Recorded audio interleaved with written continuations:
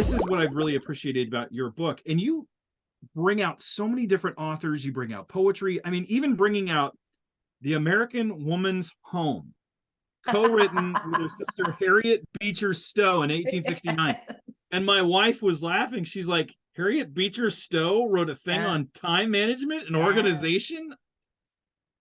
So why bring an example like that? I mean, you really go back and examine history. You bring out Saint Benedict. You bring out some of you even refer to Monk Manual. I mean, these different practices that are there.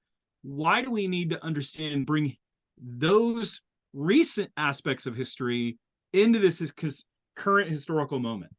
Well, they're just interesting. I mean, I think that they're interesting. Like the Harriet Beecher Stowe one was so interesting for me because, and I'm trying to remember where I found that. There's a book called, it was written in the 1980s. It's footnoted there, I'm sure, by an academic. And she is essentially a feminist, but she's describing, I think she's arguing for the importance of the home, but she's basically done a history of the home in the United States since colonial America. And I thought that was fascinating for me years ago when I read it. And I actually quoted it in a different book, but just to kind of, no, maybe that was actually counterproductive now that I'm thinking about it. That was another book that I read that was hugely impactful for my understanding of time. Another academic book, I think it was published by Duke.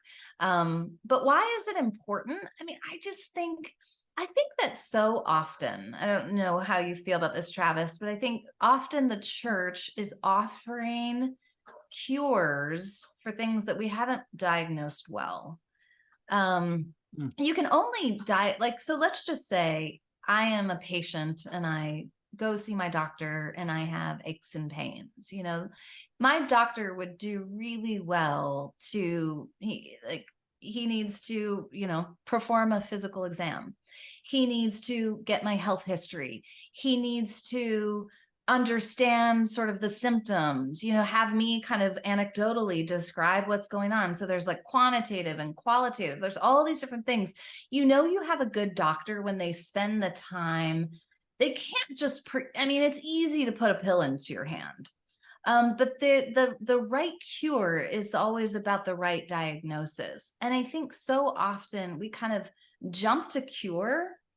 And I think actually in the church, we often jump to a cure that is based on a diagnosis from like 20 years back.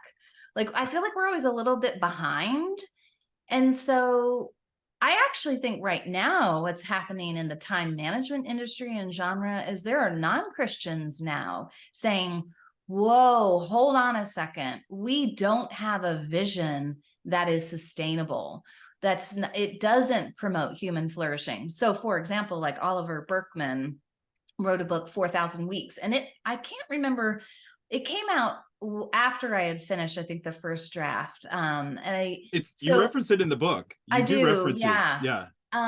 Okay. So I remember reading it like late into my own research. And because I had actually followed Berkman's work in The Guardian, because he was one of those voices. He was writing about time management and I was thinking about time management. So I'm kind of following him. And then all of a sudden, like, we're sort of taking a parallel track here where, I don't want to compare myself to Oliver Burkeman, but I want to say, here's a non-Christian writer who kind of like hook, line, and sinker, bit on the bait of time management.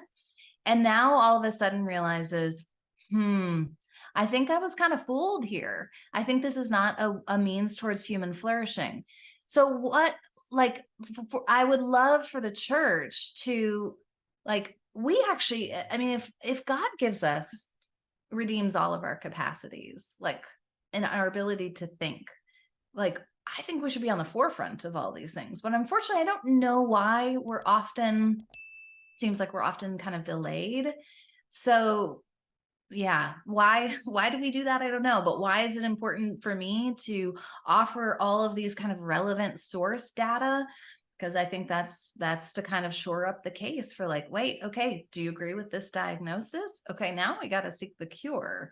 And scripture is a part of that, but I think reading the culture is another part of that diagnose. I mean, the scripture is diagnosis and cure, because scripture can tell us about our own hearts, our temptations, our pitfalls, the perils of being human, but it thankfully gives us the good news of Jesus.